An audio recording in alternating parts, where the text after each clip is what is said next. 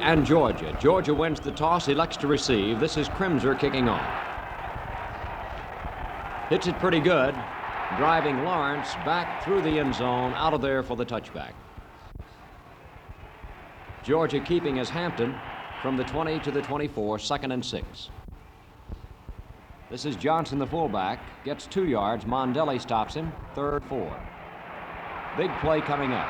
Beautiful block, and this is Farnsworth breaking to the near sideline and racing all the way down to the Tennessee 28-yard line. A 46-yard scamper.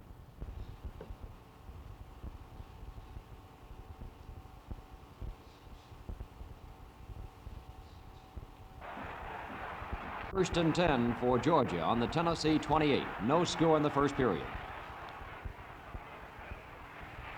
Johnson with the ball, gets 3 yards, 2nd and 7. Hampton throwing this time. It is deflected by Jim McDonald. Incomplete. Big rush this time by James Woody, dropping Hampton for a loss of 9. McCullough will attempt the field goal of 50 yards. The kick is off to the left and short. It is no good. Tennessee puts the ball in play, 1st and 10 at the Volunteer 20-yard line. Jones in motion. White to Pickens. Callaway and Dix make the stop, 2nd and 9. Mike Jones, the tailback, picks up 5 yards. It will be 3rd down, 3.5 to go. Pickens goes wide, gets to the 29. He had to make it to the 30, so it'll be 4th, less than a yard to go.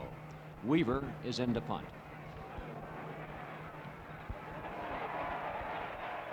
Spiraling punt with Scott camping under it, making the grab, is dropped with no return. Georgia 1st and 10 at its own 28-yard line. Johnson, the fullback, makes it out to the 30. 2nd down, 8. Kemp up the middle to the 35. 3rd and 3. Farnsworth fumbles the football. It has been recovered by Tennessee. And the Volunteers take over. After an exchange of punts, the two teams find themselves in the exact identical location on the football field.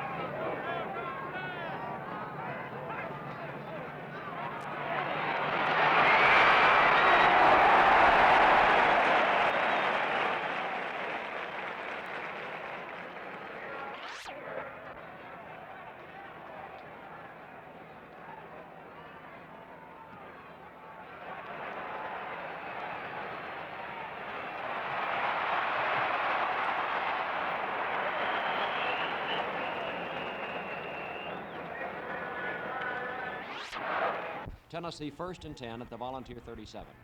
White sprinting to the right. Throws downfield. It is complete to DeLong. 7-yard gain.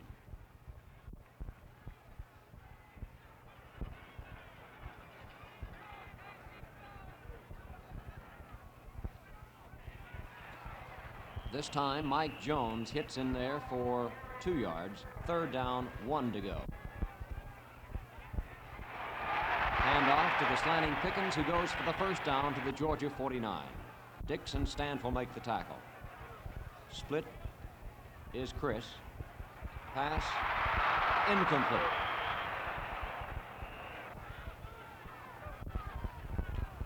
White rolling right. Complete to Baker, knocked out of bounds at the Georgia 41.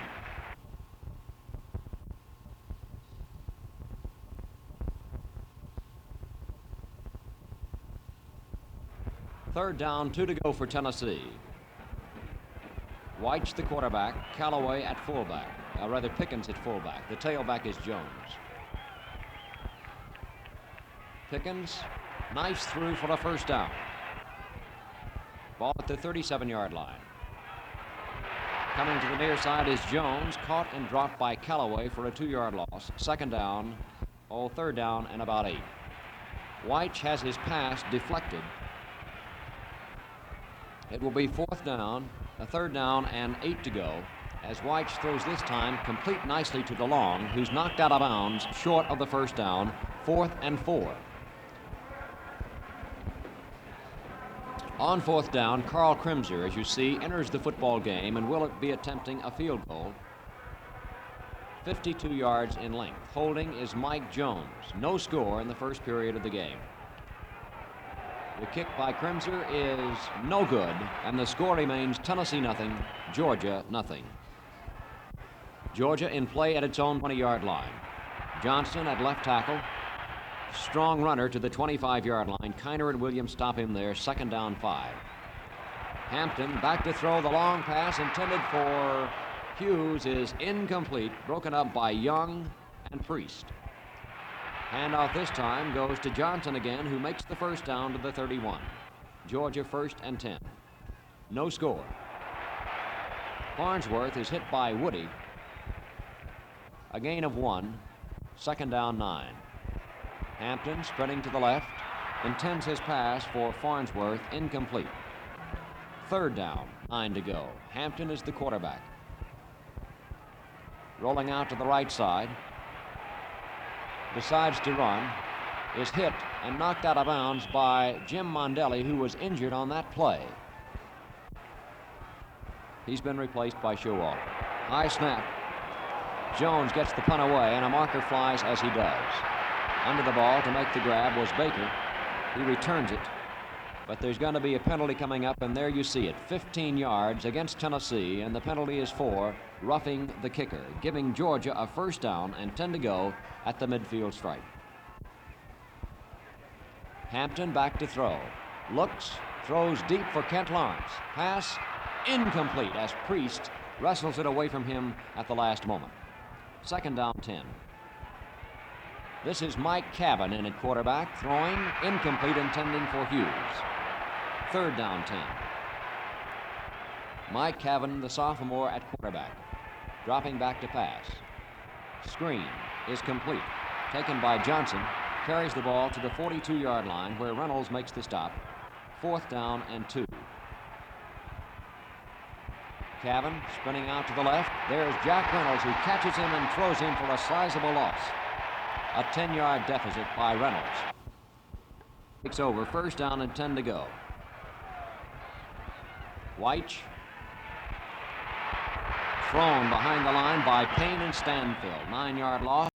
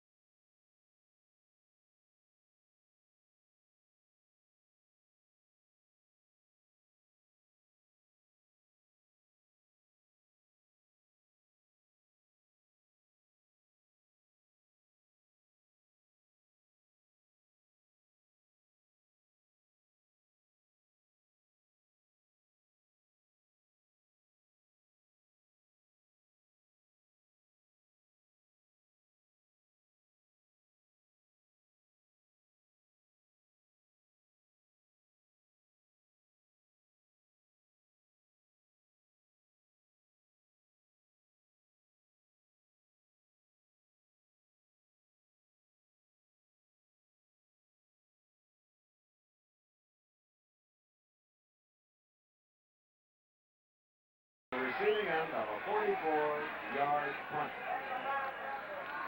College football. What better way to spend an autumn afternoon? With timeout, the score is Tennessee 7, Georgia nothing. And now we return to our studios for this message.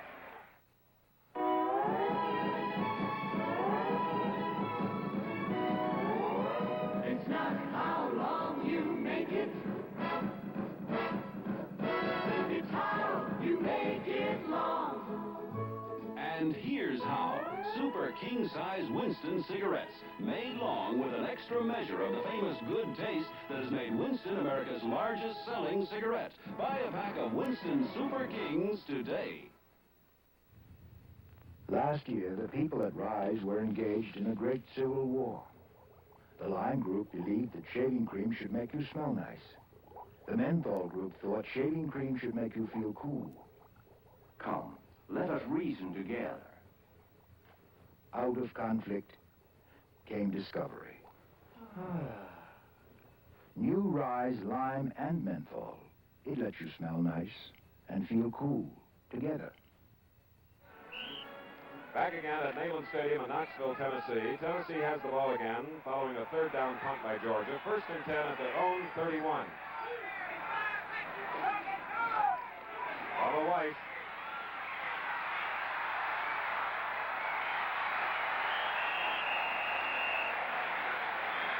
Has great ability. Pass play call. Everyone covered. He didn't slow up at all. He started downfield, and normally a quarterback's supposed to stay outside in a play of that kind. Georgia kept leverage. He cut up inside and then ran like a halfback. Bubba Weiss, number 18. There's number 40. And we should point out, if I said Bill Baker once, it was an error. Mike Jones is the man that scored the Tennessee touchdown at 13:10 of the second quarter. Tennessee leads 7-0. Richard Pickens carried the ball on a 2nd down and 4, and it's a 3rd and 2 coming up.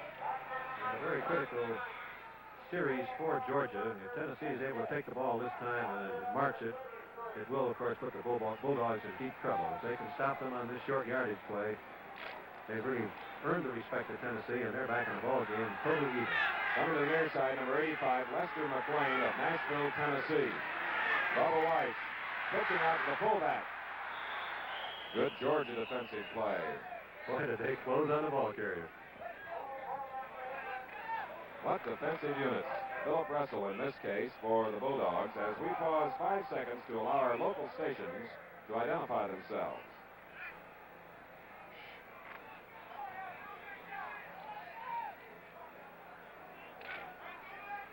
All sorts of interesting people and animals here today. The blue tick hound of Tennessee, the bulldog of Georgia, pups all over the place, and here's a punt by Herman Weaver of Tennessee on 4th down and 1. Fair catch called for by Jake Scott at his own 18-yard line. So now Georgia will get the ball. We have 9:30 remaining in the first half following that 43-yard punt. Tennessee is in the lead 7-0 as a result of moving the ball 16 yards in 5 plays following a Georgia fumble. Mike Jones scoring from the 1-yard line. Now it's Mike Callan calling signals. Brad Johnson carried from his own 20 out to the 22. 2nd and 8 coming up. Jim McDonald made the defensive play for Tennessee. He's had quite an afternoon. He wears number 81 on the orange jersey. There he is. Lining up on the tight end. Kevin throwing to Lawrence. Beautifully thrown ball. Precariously near the sideline, however. Take a look at it, split screen. Lawrence starting down the field as we get a beautiful fake by Cavan. And he winds up and lets this one go. Lawrence has the halfback beat. The sun is right in his eyes. It looks like his speed will get him to the ball, but as you can see, it was about 1 foot over his outstretched fingers. Each team has had the ball on 26 plays now. 3rd and 8 for Cavan, Georgia. 57 is Steve Kiner. 74 is Captain Dick Williams on a 3rd down and 8 play. So it's a 4th down coming up in this bruiser in the South. I would expect the next time Georgia gets the ball that we will see some against the grain passing where they fake one-way throw back across the field or some reverse plays, because Tennessee is truly pursuing as rapidly as it's possible for a team to do. Bill Baker is back to receive the punt by Spike Jones, who's averaged 45 yards, and this is a honey. Going way back to the 20-yard line. That's Baker going back to the 15 and nailed at the 19-yard line by number 46, Steve Farnsworth of Greenville, South Carolina. A 52-yard punt by Spike Jones. I have to believe that this tartan turf makes it a little easier for people to run rapidly, because the punt coverage on both sides has been tremendous. Those linemen look like halfbacks covering punts. And apparently, despite rain or other types of weather, it remains a fast track. And it's certainly not this afternoon with not a cloud in the sky overhead. As Lester McLean now comes to the near side of the field as a split end from the 19. Weiss loses the ball. He was hit by Bill Stanfield, the All-American tackle, number 77. And let's see who recovered the football.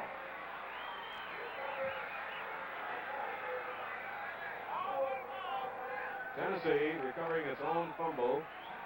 Georgia has fumbled twice and lost the ball twice. Tennessee has fumbled twice, and it is bouncing right into an orange shirt. Number 57, our camera was on, is Happy Dix, a tremendous defensive ball player. A 2nd down and 14 now from the 15-yard line. Bubba Weiss. It was Gary Chris who was alone at the Georgia 45. Let's take a look at it on split screen. See Chris starting down the field on the right side of the camera. Weiss is on a rollout. Great blocking. He has perfect vision downfield. He throws on the run. Chris breaks to the inside. Stewart cuts over in front. I believe he thought that Weiss would not throw the ball that far, and he was right on target, but Chris could not hold it. It was 6 fewer points. Both quarterbacks have shown they can throw 45 yards in the air. And here's Bubba Weiss to do it again. And his arm was hit as he tried to find Lester McLean, number 85, who incidentally is the first Negro football player to be on a varsity team in the Southeast Conference. The kicking of both of these teams is amazing. Tennessee has punted 3 times and averaged 46.5 yards. Georgia has punted 3 times and averaged 47 yards. There you see it's 4th and 14 after Tim Calloway hit the arm of Weiss. We have Herman Weaver back to punt for Tennessee. Jake Scott looking at it. At his own 45, moves up to midfield. Into Tennessee territory. Down at the Tennessee 45, Ken DeLong. Still in at that spot. We have a timeout here at Neyland Stadium in Knoxville, Tennessee. The score is Tennessee 7, Georgia nothing.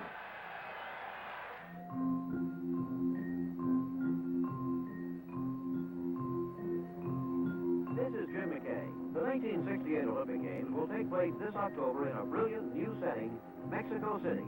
For the first time since 1932, the Summer Olympics will be held on the American continent, and ABC will be able to bring them to you mostly live and in brilliant color. ABC's unprecedented coverage of the Olympics will be the most comprehensive in history. 44 hours of matchless excitement in 2 weeks, in prime time at night as well as on weekends. You'll be able to experience as never before the exploits of the world's greatest athletes, from Olympic veterans like long jumper Ralph Boston to the fabulous miler Jim Ryan trying to win gold medals for America in track and field, and other Olympic events like swimming where Charlie Hickox in the backstroke and 4-time medal winner Don Scholander stand out. Be sure to watch the 19th Summer Olympics from marvelous Mexico City on ABC.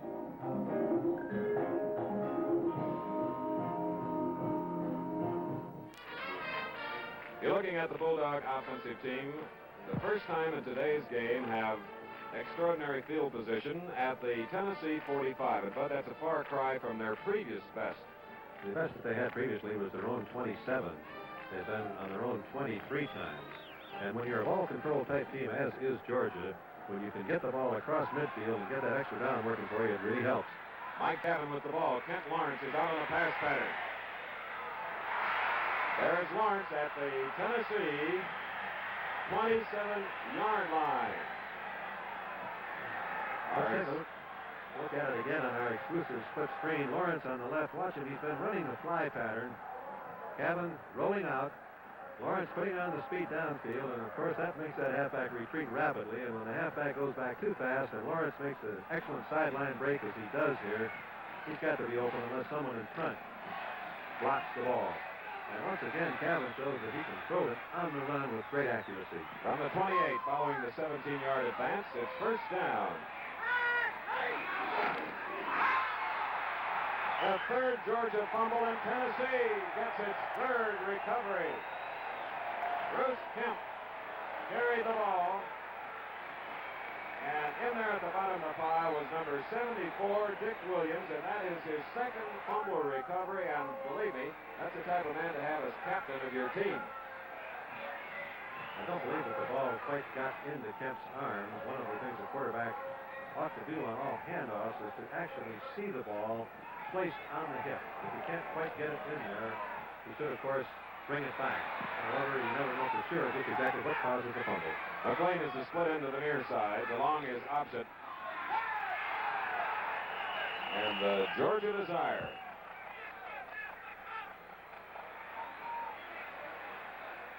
See them all. 82 in white, Lee Daniel, and they were bear-hugging Lanny Pierce, the sophomore back.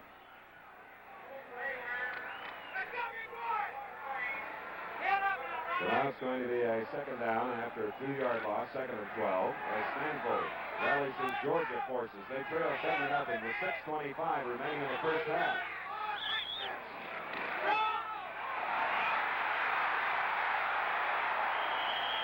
The fullback, Pickens, Richard Pickens, comes out to the 35-yard line.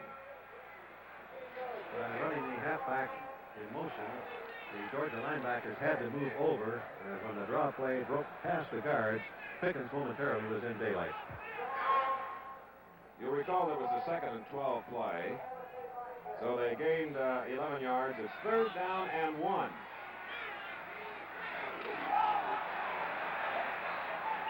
Mike Jones, who scored the only touchdown thus far in the game, carried. Doesn't appear that he got the first down. Shy of it still by a yard with a fourth down coming up, Bud. I believe it was the same play that did score for them. They were in that power I to utilize the blocking of one more man, but Georgia closed at the off-tackle hole. Great defensive play. Bubba Weiss coming out of the ball game, number 18, as a result of Herman Weaver being inserted to do the punting. This is the 5th Tennessee punt, averaging 44.5, as Jake Scott is the lone man, number 13, awaiting Weaver's punt. Tennessee leading 7-0, 5 minutes to go in the first half, and it's high. Very, very high. Jake Scott going back to his own 10. Hemmed in. Mike Jones, number 40, was in on the play, along with Ken DeLong, number 82, and that punt measures 54 yards. And Bud, this is the finest big average punting that we've seen. This being our third year doing the college football game of the week together. Both of these men have great legs, and the snaps from center haven't been particularly good either. They've been a little bit of shortstop before they kick the ball. And speaking of more, did you know that more people will watch more sports on ABC in 1968 than on any other network? It's true.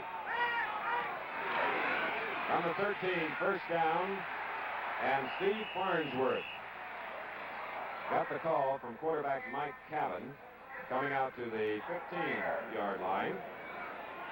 Well, there is one of the Tennessee peaches.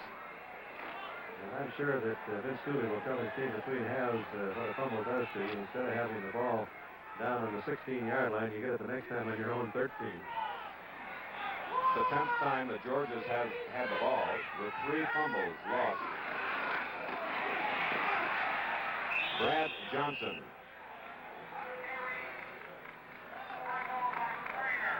Johnson, 41, stopped by number 57 in orange, Steve Kiner. Third quarter score, Wyoming continues to lead Nebraska 10-3. With about 4 minutes to go here in Knoxville, Tennessee leads Georgia 7-0, and Donnie Hampton now is the Georgia quarterback. Kent Lawrence is at the top of your screen to the left of it as the split end. 3rd and 5. Oh, baby. Number 87, as we look at Smokey, the blue tick hound, the mascot of the Volunteers, and the fellow he mascots for, one of the fellows, Neil McMeans, nearly intercepted the pass. And Neil will be thinking tonight, if I had on that one, it would be 6 more points for Tennessee. And we have Spike Jones. Let's see if he'll duplicate his earlier punts.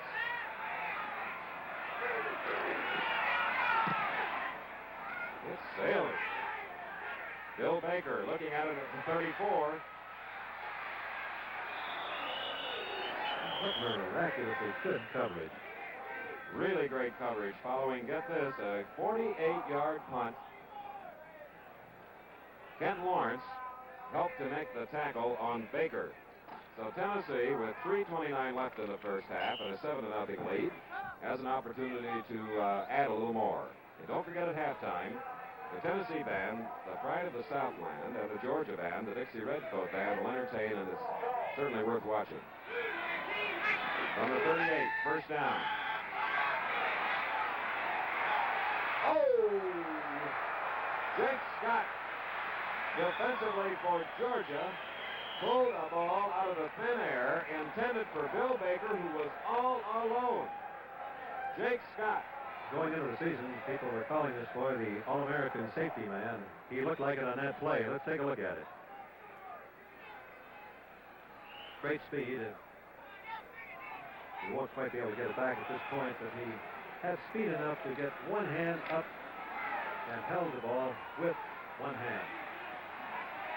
Mike Kevin, the quarterback now for Georgia at the 38-yard line, and Kent Lawrence comes up to the 46 on an 8-yard gain. Jim Weatherford of Dalton, Georgia, on the stop.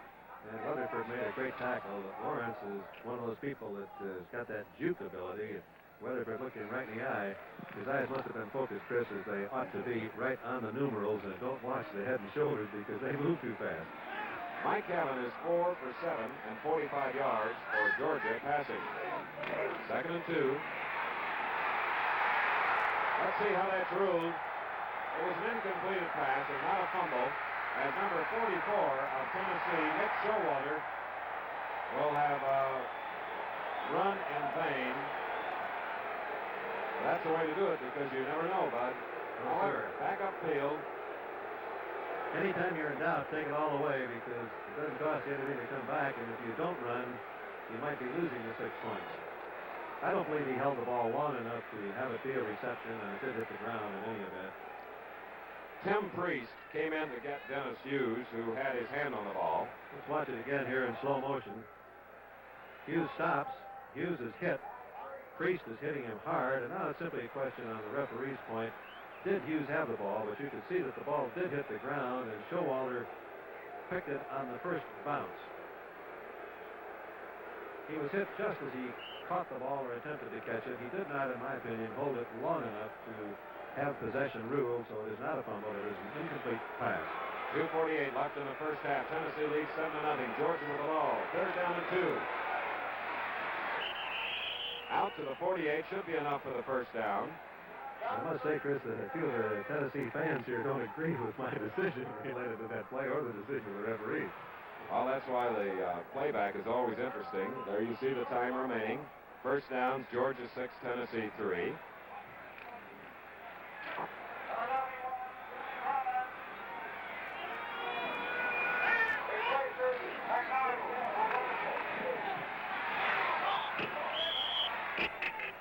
The pass, Kevin to Whittemore, incomplete, so it'll be 2nd and 10, with 2:20 remaining in the first half. The only score, if you just joined us, came at 13:10 of the second quarter. Following a Georgia fumble, Tennessee went 16 yards in 5 plays with Mike Jones scoring. And from the Goodyear blimp, sky-high view of Neyland Stadium. And if you have color, the green of the tartan turf. Meeting the test here in Tennessee today.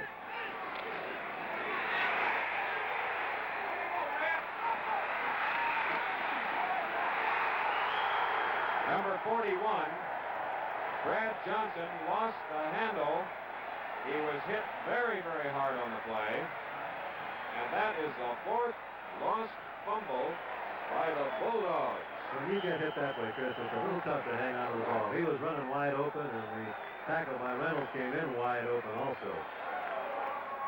Cabot showed great poise on that play. It was a screen pass. You're supposed to block the lineman for a count and a half before you let him in. The Tennessee guard shot the gap and came through absolutely free, but Cabot got rid of the ball. And the other linebacker, Jack Reynolds, recovered for Tennessee. Number 46, Bubba Weiss to Pickens.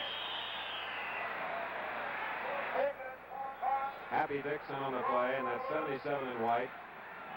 Biggest of them all, Bill Stanford. We have just received word that Denny McQuaid of the Detroit Tigers has just won his 30th game. Congratulations to this young man. 1:42 remaining in the first half. On a 2nd and 12, Bubba Weiss. Bubba Weiss at the 41 loses a yard, and a marker is down on the play as Happy Dix came in for Georgia. Weiss, number 18 on the orange jersey. One of those difficult things again. The ball had been whistled dead, but the Georgia man coming across could not stop his momentum. Let's take a look at it. In replay, you'll be able to get the action. Weiss in the split screen decides to run with the ball here. He turns up the field. He's hit. He almost breaks the tackle, and that's what makes it tough. Then he goes to the ground, and this is where we get the penalty. Weiss is obviously down, but we had number 43 coming in to put a shoulder in and get the penalty. So a down is replayed as Ken DeLong is hit by Bubba Weiss. The time running out here in the first half. Tennessee leading 7-0. And James Scott makes the tackle. Here they go rapidly now. Chip Kell is centering the ball for Tennessee. Jumping off early was Steve Greer, number 60 of Georgia. The new rule regarding stopping the clock on a first down was very helpful to Tennessee on the last play. They did pick up the first down. The clock did stop, and not until the ball was ready for play did the referee wind the clock again. That's the purpose of the rule, and this, of course, was a perfect example of why the rule was changed. And now with the 5-yard penalty, it'll be a 1st and 5 at the 26 of Georgia. Tennessee leading 7-0, a minute 13 to go.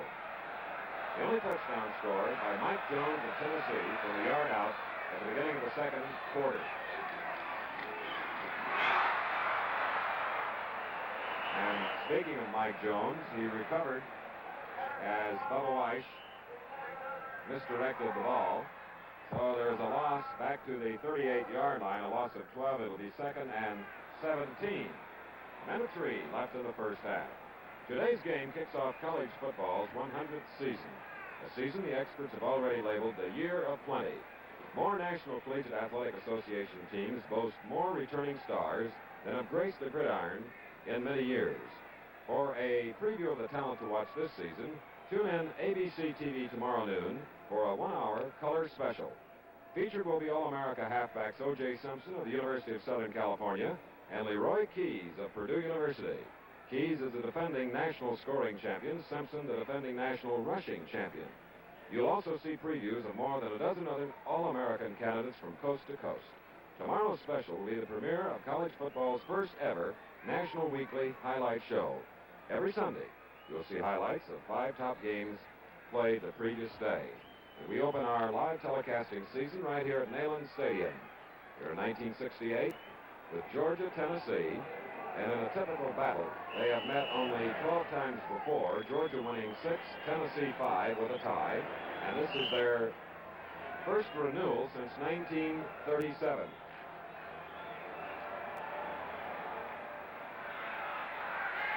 Gary Chris to the far side on a second down and 17 for Tennessee. Bubba Weiss and that tough Georgia defense in on the play, led by Steve Greer.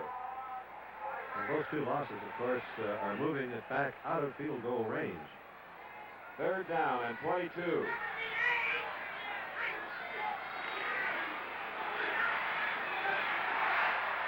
Mike Jones out of bounds at the Georgia 36 by number 88, Phil Russell of Thomaston, Georgia, junior. Mike made a fine play there. He could have tried to turn down the field, but had he done so, he would not have gotten the ball out of bounds. He was fighting for that sideline like a fullback usually fights for yardage. Tennessee thus far has had 25 rushes for only 24 yards, which is a tribute to the tough Georgia rushing defense. Fourth down, and here comes another Herculean effort. 43 yards plus 10 yards at the end zone, 53 yards by Carl Kremser. Oh, just hit the crossbar. Kremser tried one from 53 earlier in the ball game, and then one from 52, and the second 53-yard effort, but unfortunately caught the crossbar. It was dead center. You always wonder, if you're a Tennessee fan, why it couldn't have hit on the lower half of the ball and bounced over. Let's take a look at it in slow motion. Here comes Kremser. Great protection. You can see the flight of the ball.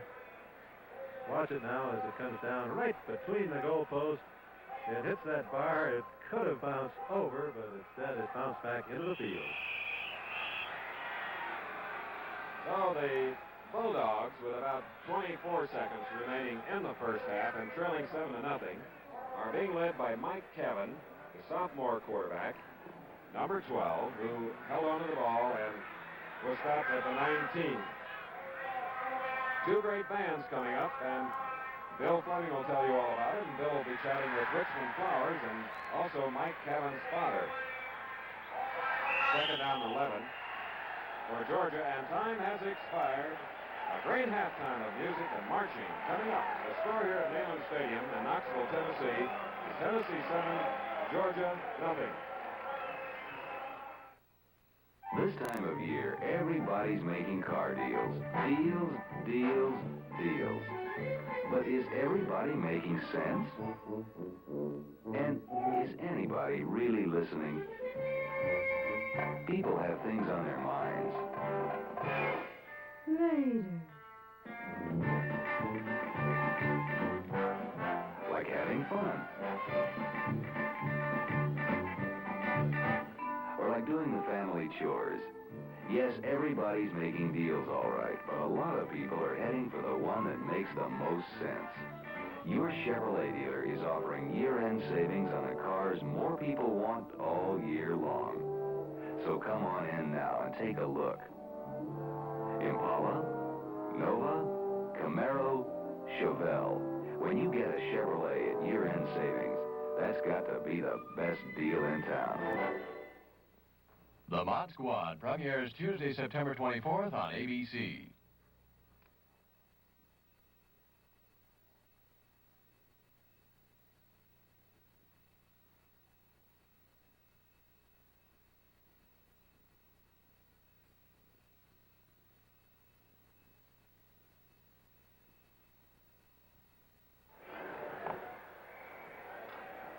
Boy, what a football game this has been. Whew.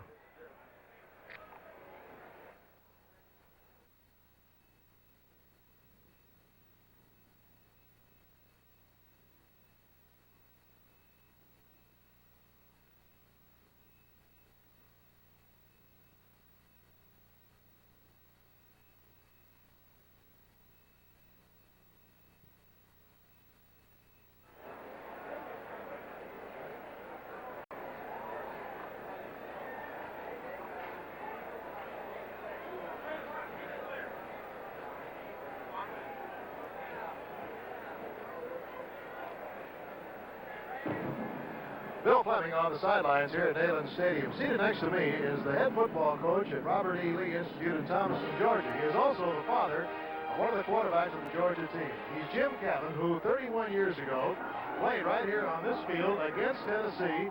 And although it wasn't a particularly gratifying result, Jim, for the Bulldogs, it must have been quite an honor for you. Well, it was, Bill, and I'm tickled to see Mike out there, and I can tell you it was a real rough game. They treated us real rough up here last time. You know, from the standpoint of a coach, I think perhaps you could analyze this first half very easily for us. Well, I think basically, Bill, it's about like we were talking about a while ago. Georgia acts like to me we're a little young, and we have made a few mistakes, but I don't believe I've seen any better hitting. I don't think I've seen any better finesse on both teams than I've seen here today. But the tackling, I think, on both teams has been terrific. Jim, I know that it gives you a great thrill to watch your son play football for the Georgia Bulldogs. Congratulations to you, and certainly the best of luck to you and Robert E. Lee Institute. Well, thank you, Bill. I appreciate that, and I hope Mike does real well, and I'm sure Georgia has a great team. Right. Now let's turn our attention to the great Dixie Redcoat Band of the University of Georgia on the field right now.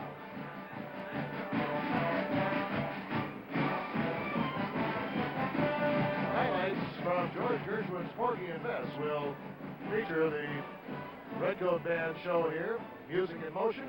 This is a very unusual group in that the director and the supervisor of the touring groups are husband and wife, Roger and Phyllis Dance from the University of Georgia. We'll have the fabulous Georgettes, the nation's foremost flag twirling corps, and the dancing majorettes. 11 expert baton twirlers in one of the most highly precise majorette corps in the country. The solo twirler today is Georgia Ann Ritchie, and the male feature twirler is Mike Moore.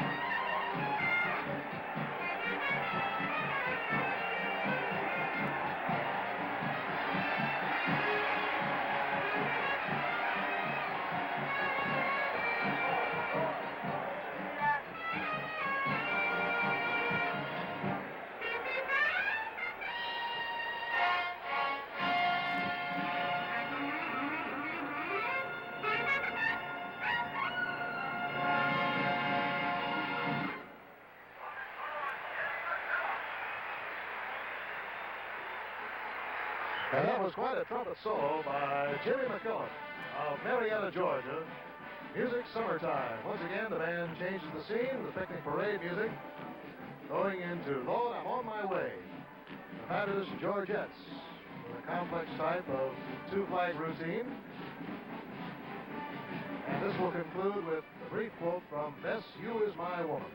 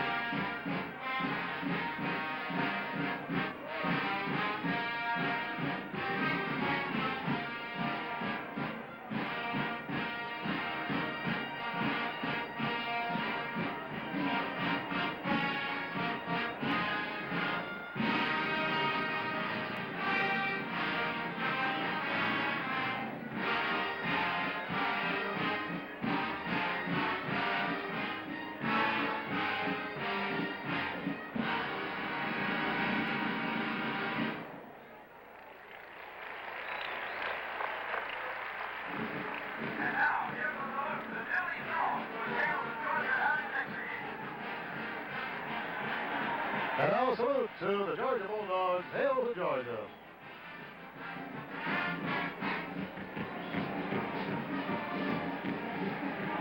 A halftime show by the Dixie Redcoat Band from the University of Georgia.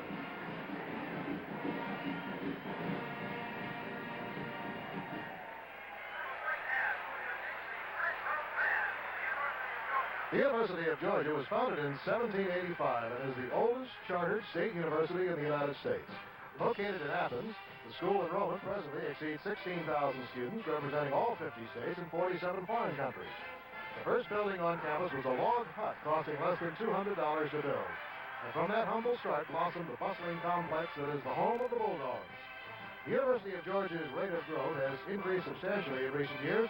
Physical plant evaluation has grown in the last 18 years from $15 million to well over $100 million. Heading this dynamic campus administration is Dr. Fred Davison, who at 39 is one of the youngest men ever to serve as president of the university.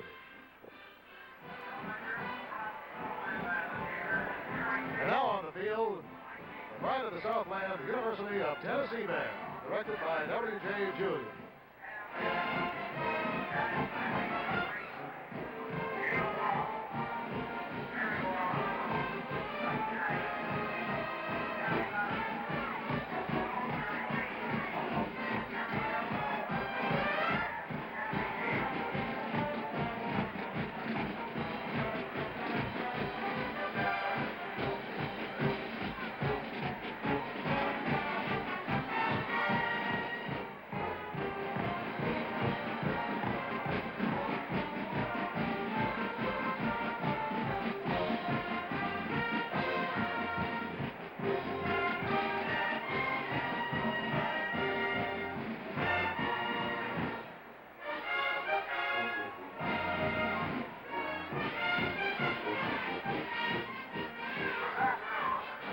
The theme of the show, and it's going to be presented by the University of Tennessee Band, is really a spoof of the elections of 1968. We hope that you'll enjoy seeing some of the humor that the band will spell out, also integrated with its music.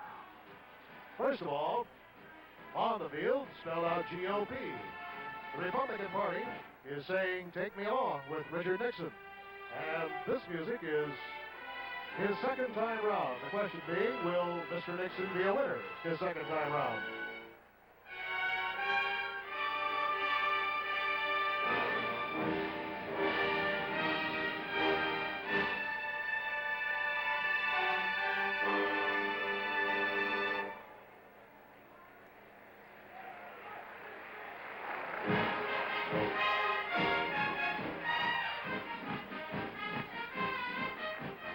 And now you see a big 10-gallon hat.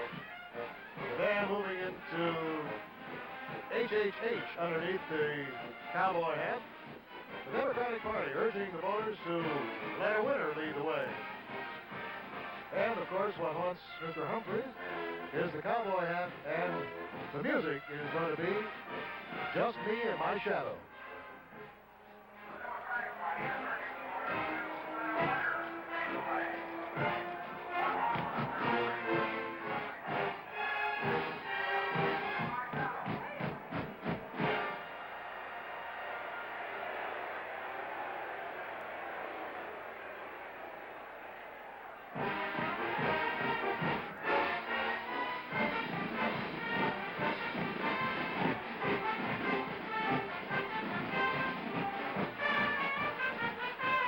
And now will form a Confederate flag, playing Alabama Jubilee and Alabama Bound, the American Independent Party candidate, George Wallace.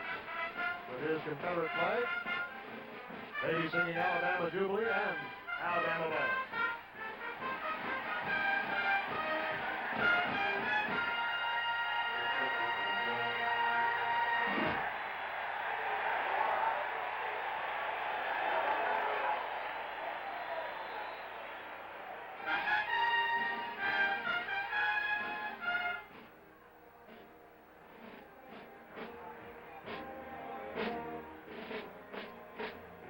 Now continuing the spoof of the elections of '68, a Snoopy Doghouse. The band playing Happiness Is, a banner of Snoopy for President is unfurled here in Neyland Stadium.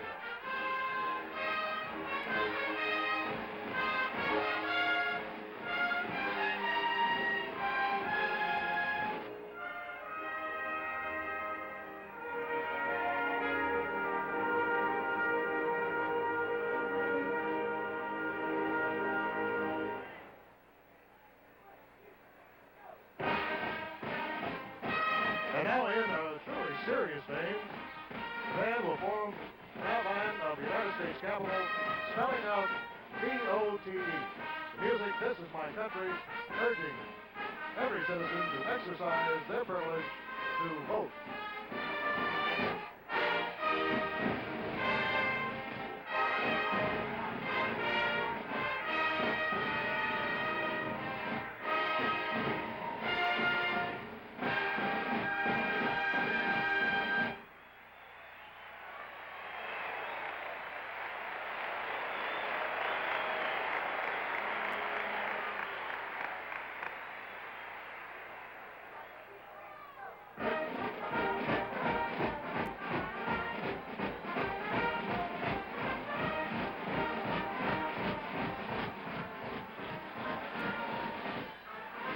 The band now will form the University of Tennessee symbol, the U with the crossing T, Spirit of the Hill, and then the alma mater. The alma mater today played in memory of Major Walter Reba, who dedicated 27 years of his life to the University of Tennessee, 20 of those years as director of the Pride of the Southland Band.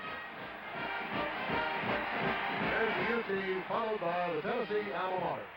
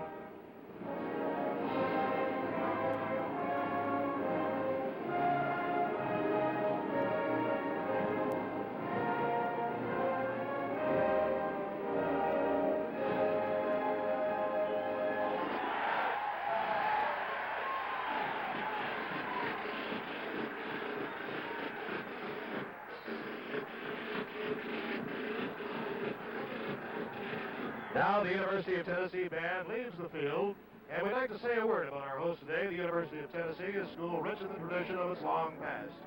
Despite its early origin, this campus too is in the midst of a bold expansion program.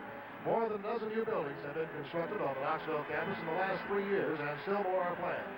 The youthful appearance of the campus, viewed in the perspective of the institution's approaching 175th anniversary, makes the University of Tennessee a striking combination of the old and the new. More than 22,000 students are studying in over 300 degree programs here. Studies range the spectrum of academic endeavor. Warm, friendly, hospitable, in the Southern tradition, it's always a pleasure for us to visit the home of the Tennessee Volunteers. NCAA college football is being brought to you by Chevrolet. Chevrolet introduces 1969 with 35 new car models, including the Super Sports in your Chevrolet dealer sports department. By Prestone Antifreeze, exclusive magnetic film.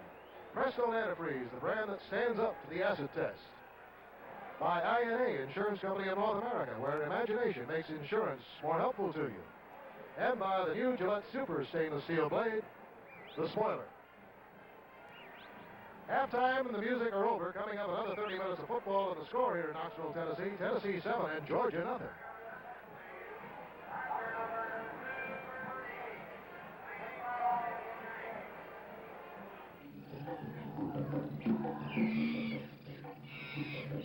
Are you a big game hunter? I mean a really big game hunter. Well, here's the big game for you. $70 plus, the exciting new game at Sunoco. It's actually 2 games in 1. You can win big money up to $2,000 just by matching 2 $70 halves. And here's the big plus in $70 plus.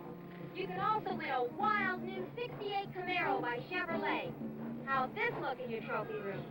All you do is spell Camaro with these letters. C-A-M-A-R-O. It's real easy to play. Just ask any participating Sunoco dealer.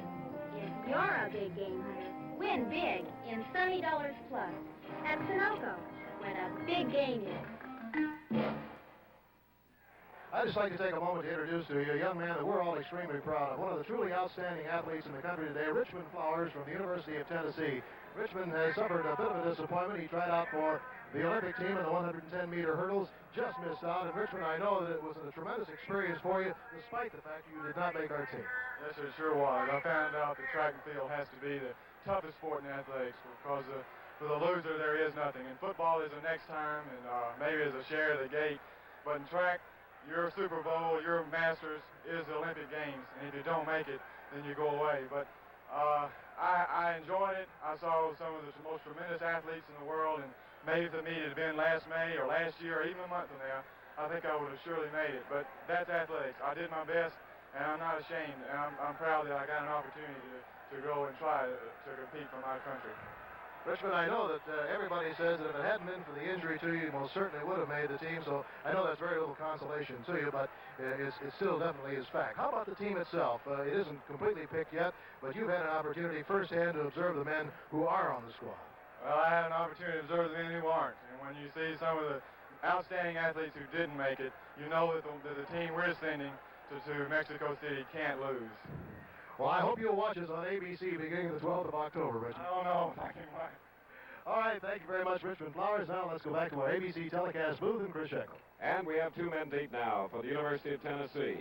Number 30, Bill Baker. Number 42, Lonnie Pierce. They await Bill Darby's kick. Tennessee leading 7-0 in a tough Southeast Conference battle here in Knoxville. And the second half, a short kick. Lonnie Pierce trying to get away. But that's very difficult today from those Georgia defenders. They are ferocious. And once again, whenever a kick hits the ground, the coverage is there. There's seldom, if ever, much of a return. A remarkable first half. You can see the statistics. First downs, 5 for Tennessee, 6 for Georgia. Georgia out-rushing Tennessee, 65 yards to 29. The passing just about even. Georgia a little ahead, but the scoreboard says 7-0. Douglas Jones in motion. Bubba Weiss from the 16. First down. Gives to Richard Pickens. I believe the whistles preceded the fumble. 19 getting in on top of it for Georgia was Mark Stewart. Let's see what the call is. The official, R.P. Williams, the referee, calls for a time. It's the third time that Tennessee has fumbled the ball. They have not lost the ball yet on a fumble. And for those of you that tuned in late, the story of the first half was 4 fumbles by Georgia, which were recovered by Tennessee. And Tennessee had 1 pass intercepted. And in first downs, Georgia 6, Tennessee 6. The punting has been extremely effective in the first half. Georgia averaging 47.1, Tennessee 47.2. And here we go now. First and 10 at the 26-yard line. That was Richard Pickens, the fullback. Ronnie Huggins is number 43 in white. 60 is Steve Greer. When you're playing a even defense, as Georgia does, with 3 deep, you have 2 men flankered, and then you run the halfback in motion, as Tennessee has done on the last 2 plays. The linebackers must move over as the end moves out, and that does leave you a little thin in the middle. That's what Tennessee's trying to hit. High formation in the backfield. Bubba Weiss keeps moving out to about the 32 and is brought down by 69, Tim Calloway. So it'll be a third down coming up, and the forward progress is marked at the 31, a gain of 2, third down and 5.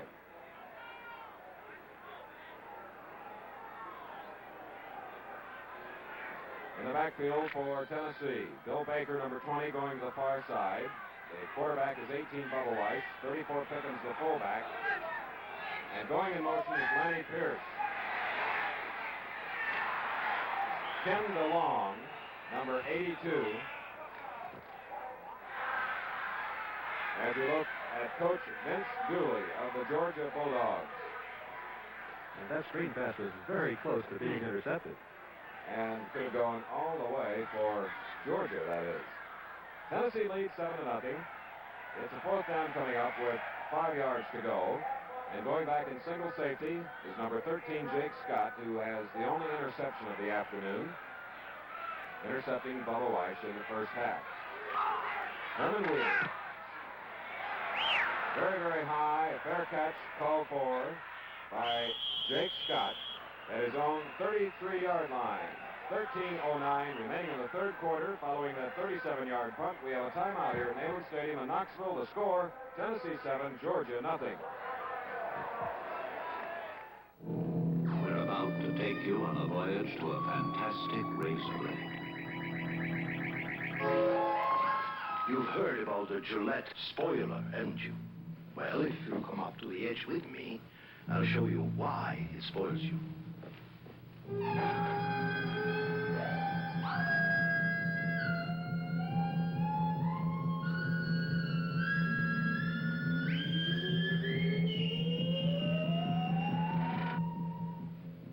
Baked down to the edge here is a miracle plastic coating that reduces the pull to a fraction.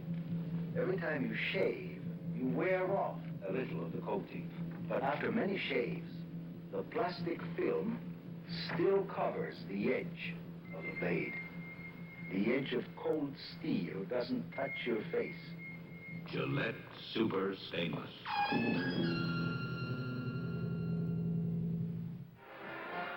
Back again at Neyland Stadium, we see a final score. North Carolina State defeating Wake Forest 10-6. 13:09 left in the third quarter. Georgia now has the ball for the first time here in the second half. They trail 7-0. They have the ball at their own 33-yard line. Donnie Hampton calling signals. Brad Johnson hitting that Tennessee forward wall at the 35-yard line. The defense led by Jim McDonald, number 81, and Captain Dick Williams, number 74. A gain of 2 to the 35. It is second down and 8, and a final score, Nebraska coming from behind to down Wyoming 13-10. And on November 23rd, it'll be Nebraska going against Oklahoma on ABC.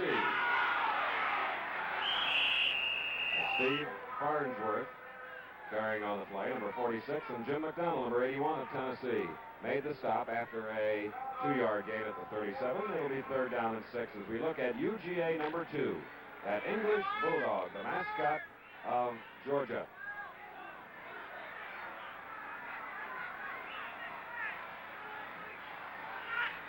Donnie Hampton. Double coverage on Brad Johnson, the intended receiver. So it'll be a 4th down and 6 for Georgia. And they made it a little tough for Dennis Hughes to get off the line of scrimmage. To give you an idea of just how effective the punting was in the first half, we said they averaged better than 47 yards, both Herman Weaver and Spike Jones. Jones is out on the field now. Last year's NCAA leader, Andrew Shishin of UCLA, averaged 44.2. And Spike Jones gets one off, bouncing inbounds and down by one of his teammates at about the 14-yard line. A 50-yard punt by Spike Jones. And it was high above the tartan turf, the synthetic playing surface here at Knoxville. I'm very impressed with the footing. I think you can notice that no one has slipped. There is no turf tearing out that causes anyone to make a bad break. And the coverage of the punts has been exceptional. The kicking itself has also been exceptional, as you pointed out. Number 13 now, Bubba Weiss sends Gary Chris to the near side as a split end. Lanny Pierce in motion. And Pickens carries the ball. 43, Ronnie Huggins of Georgia on the tackle. Against the halfback motion, Happy Dix did not go all the way to the outside that time. He anticipated that the ball would be coming inside on the off-tackle hole. He was sitting right there waiting for it. What an awesome shot, live and in color, from the Goodyear blimp, the Mayflower, high above the stadium. Now down on the field itself, 2nd and 6 for Tennessee from the 17. And Mike Jones, who scored the only touchdown in the game at 13 minutes and 10 seconds of the second period after Tennessee went 16 yards in 5 plays following a Georgia fumble. Jones was tackled by Ronnie Huggins. So it'll be a 3rd down with the ball spotted at the 20, 3rd and 3. Lanny Pierce has replaced Jones at tailback for Tennessee. 89, Chris to the near side.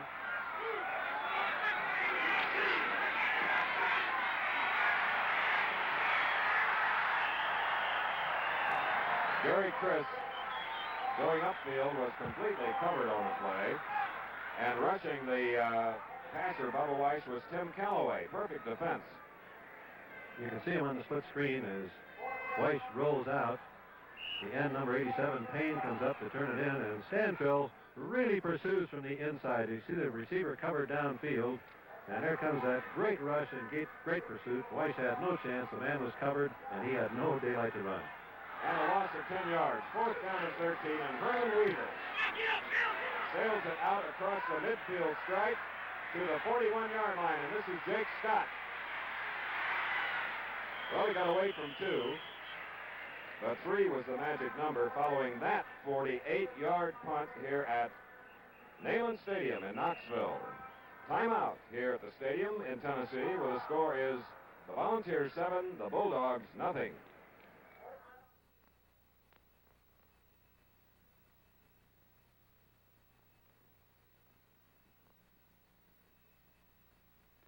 It's only a letter to a close business associate who has become permanently disabled. You're going to tell him this is the last check the company can send him. Go ahead and dictate it.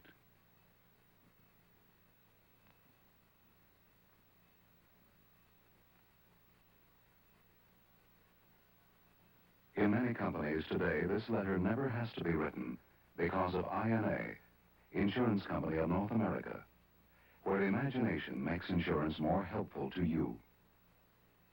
The INA Salary Continuance Plan can pay income to sick or injured employees as long as they are out. When insurance comes from imagination, it comes to you from INA and your INA agent. That's the Georgia band in the background trying to aid their football team out on the field, trailing 7-0 as we have 10 minutes and 30 seconds remaining in the third quarter. 7-0, Tennessee. As a coach, I hate to play against either of these teams if I had what I normally would call average kicking. You figure that if you average 34 yards per kick, you're going to be in good shape here. These people are both averaging over 45, which means 11 yards on every exchange. And the quarterback, Mike Cavan, handing off to Brad Johnson, the senior fullback, from the 44-yard line. The advance is to the 47, a gain of 3. It'll be second down and 7. Number 80 is Dennis Hughes, as you see, coming split off from the line to the near side. Kent Lawrence opposite couldn't get a hold of the ball. So it'll be a third down and 7 here at Neyland Stadium. Neil McMeans, the defensive left end, and the defensive left halfback, Jim Weatherford, covered defensively.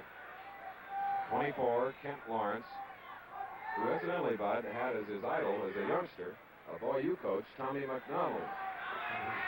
Can't find a better one. That's right. Mike Cavanaugh, third down and 7.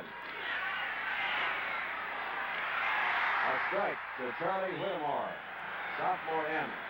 Split screen view once again. Beautiful timing on that pass. Whittemore running the inside cut. You can see Cavan dropping back. There's Whittemore starting down the field. Watch Whittemore. He's not looked back yet, and Cavan throws the ball just as he looks back. And he hit it right in on those numbers. And he's looking for him again. Nearly found him. Whittemore, number 89, covered by Weatherford, number 30. So now it'll be a second down and 10 at the 39-yard line of Tennessee. Georgia with the ball. An excellent call into the narrow field against the monster defense. So if we run that way, the end has got to come across. You're almost assured of single coverage, but the field just wasn't quite wide enough. Georgia's 46th time with the ball. Tennessee has had it 44 times. Good reverse. And Whittemore at the 33-yard line. And Cavan looked like an old pro on that one. He felt that pursuit that he couldn't see. Let's watch it on split screen. Cavan rolling out. He feels that he's being rushed. He reverses, sees daylight.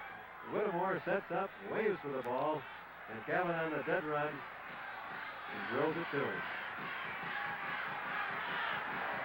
7 of 14 and 71 yards for number 12, Cavan. Third down and 4. Brad Johnson barreling, hoping to make enough yardage and to avoid the fourth down. It is a first down for the Bulldogs. Excellent blocking that time by Roletter. They really moved it out when they had that 3rd and 4.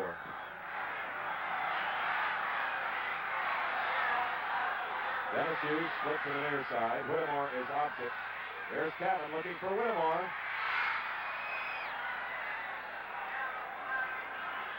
And that sideline comes up in a hurry on a football field. It does, particularly when you start it from almost on the hash mark. The ball is about 3 yards in from the hash mark at the present time. 46 is Steve Farnsworth. 80 is Hughes. And I don't know who she is, but she's one of 60,000 watching this opener for the Southeast Conference powerhouses. Tennessee, the defending champion. Georgia Bulldogs 4-2 in the conference a year ago. Mike Cavan. 2nd and 10.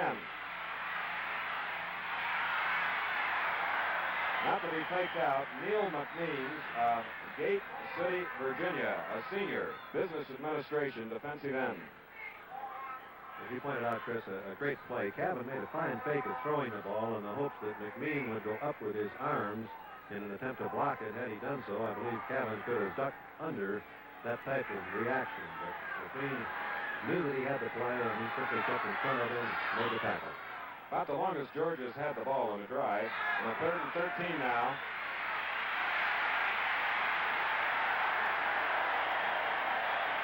Great pursuit by the Tennessee defense.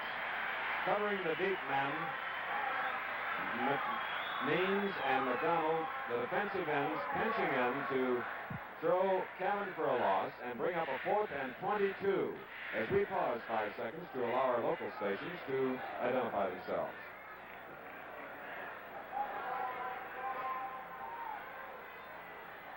And now Spike Jones, near the midfield stripe, will punt. Going for the corner. It was touched by a Tennessee player. Let's see who recovered that ball. In on the play was Tim Priest, number 26, who recovered the ball. And Al Marker is down near the line of scrimmage.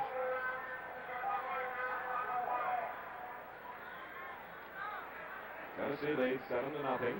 7:15 remaining in the third quarter. Penalty obviously against Tennessee.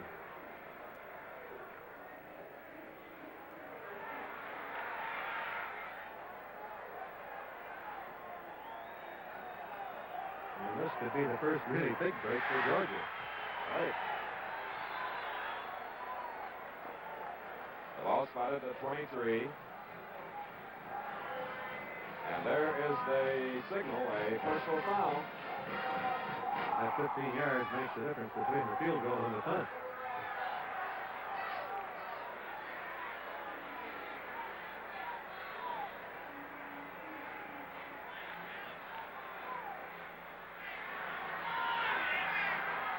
And Jim McCullough will try his second field goal. He tried one early in the ball game from 50 yards out. This one will be 40.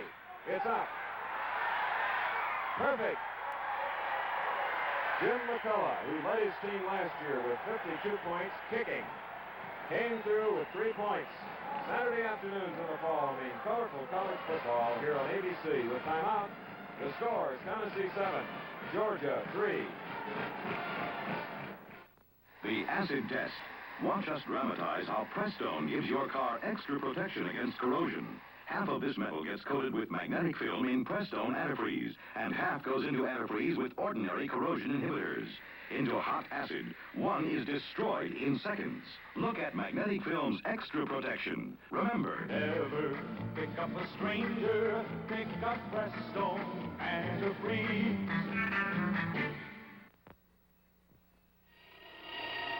We're sawing a battery in half.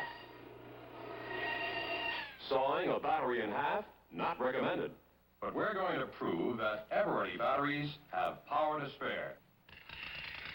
There's Eveready Power, and that means power to spare. So when you need light most, get the most dependable flashlight batteries you can buy. Eveready batteries with power to spare. Products of Union Carbide. Holder of 4 gold medals in swimming, Olympian Don Scholander will be seeking more medals in the Games at Mexico. Watch him live and in color exclusively on ABC, the network of the Olympics. Back again, you see Neyland Stadium and the Goodyear blimp high above the upper deck. And Tennessee has just had its lead narrowed by 3 points as a result of a 40-yard field goal by Jim McCullough, the longest of his career. And it is 7-3, and what a ball game as Bill Darby now will either kick to Bill Baker or Larry Pierce. Tennessee on the receiving end now with 7:09 remaining in the third quarter. Kick is out of bounds, so they will try it again. Instead of the 40, it will come from the 35. The coaches were always talking to their teams about mistakes. And numbered among mistakes, of course, are penalties. I don't believe that I've ever seen a penalty immediately result in points any more rapidly than that. Georgia was too far back to try for a field goal. They had to go with a punt. The Tennessee team roughed the offensive center of Georgia. The 15-yard penalty moved them within field goal range. And you saw the procedure signal indicating that the kick was out of bounds, so it'll be brought back 5 yards to the 35. Wind has died down, not a factor in this ball game here on the banks of the Tennessee River in Knoxville. Bill Darby will try it again. Baker and Pierce are deep for Tennessee. Straight down the middle. And Baker wants it. At the 10, 15. A 15-yard return by halfback Bill Baker. And now Coach Doug Dickey's team gets the ball, leading by 4, and the kicker Darby made the tackle. I commented a number of times about kick coverage today, but that kick was from the 35-yard line after the penalty. It was 65 yards to the end line, and you normally think you're going to get it out past the 20. There that ball is on the 16. And at quarterback, Bubba Weiss.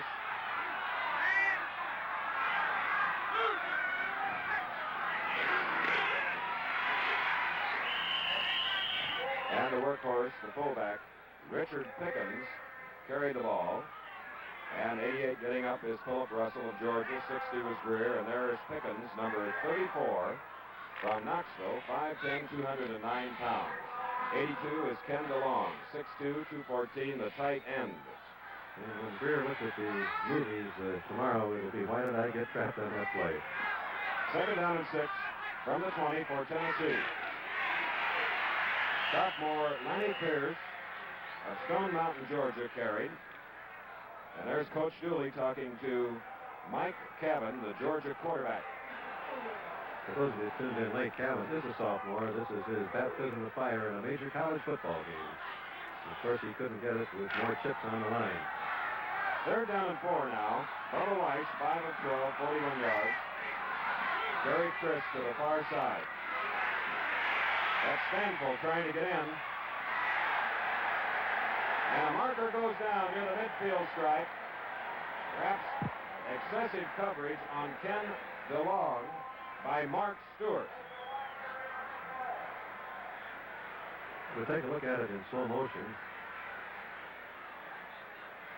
He makes a very good move to get to the outside. DeLong is breaking down the field. Now he turns to look back. And now both men turn to play the ball, and Stewart simply was moving for the ball. And while we had an interference penalty called by an official who was not in position to see it properly, the referee came in who did see it properly, and the penalty is against Tennessee on the play. Right. And that forces Tennessee back to its own 11-yard line with a fourth down and 15. So Herman Weaver will punt, and Jake Scott is number 13 in the Georgia uniform. And again, the Bulldogs will get field position if everything goes in a normal way. A fair catch called for by Jake at the 45 of Tennessee. So the last time they had the ball, it was at the 44. And there's Vince Dooley. So Georgia takes over.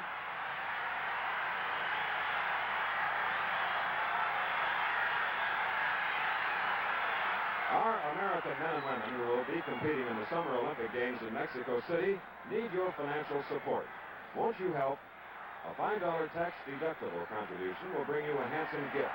The United States Olympic Committee will send you a beautiful 6-color American Shipley embroidered patch for your blazer or sport jacket. Act now. To get your patch, send your check for $5 to the United States Olympic Committee, Box 1000, Mount Vernon, New York, zip code 10551. Exclusively on ABC, the Summer Olympic Games from Mexico City, with the opening ceremonies on October 12th, Saturday, going through October 27th. 44 hours, most of it live and in color, in the 7,000-foot city of Mexico City. That was Mike Cabin handing off to Brad Johnson. Well, that was awfully close to all the way. Dick Williams got one hand on his ankle as the hole opened up, and he stumbled after picking up the 4 yards. So it is the second down and 7 now. With 5.5 minutes remaining in the third quarter, Tennessee leads Georgia 7-3. Kent Lawrence is to the far side. Tight formation otherwise.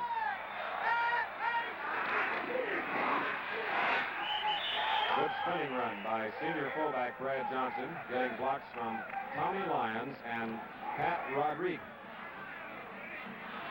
That's old Sherry Stewart, who is the cheerleader mascot. 7 years old, her third year with the Georgia cheerleaders. Her mother is on the faculty of the School of Journalism at the University of Georgia in Athens. She's getting a little better height all the time on the jump. Brad Johnson again on a third down play, which will bring up fourth down now, it appears. Johnson has carried the ball 16 times for 53 yards.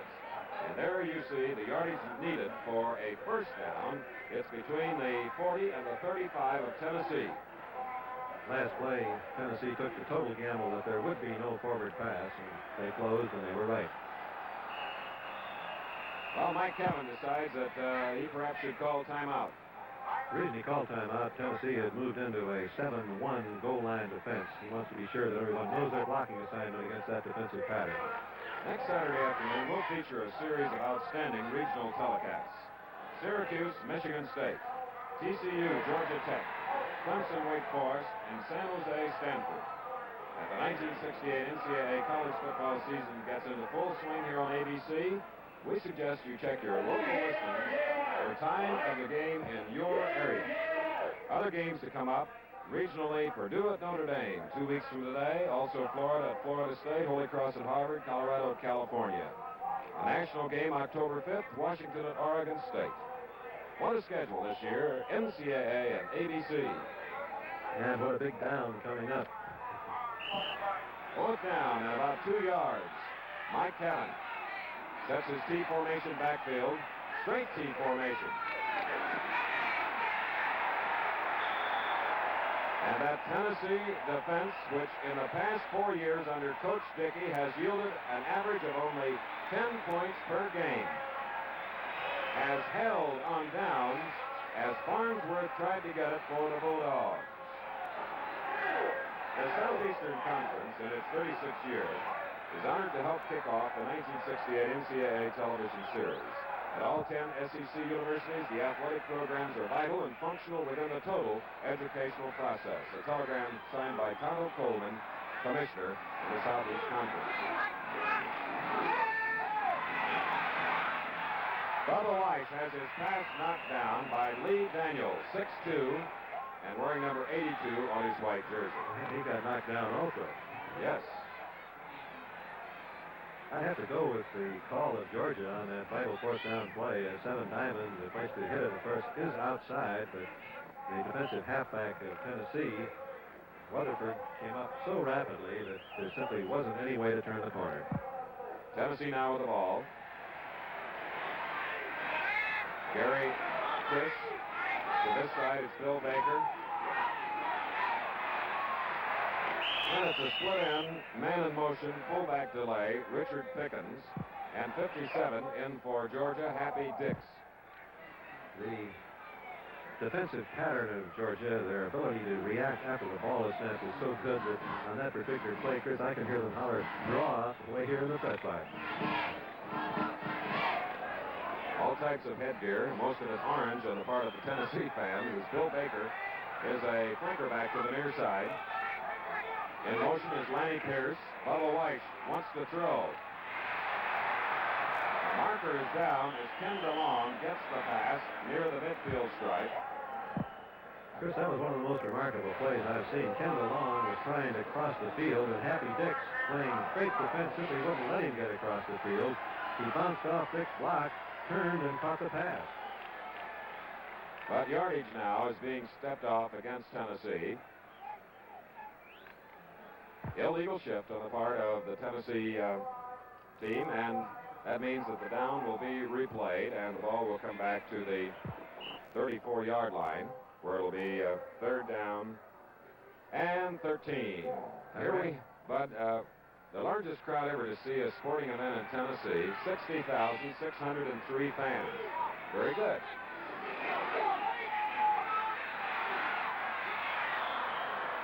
Ken DeLong couldn't get high enough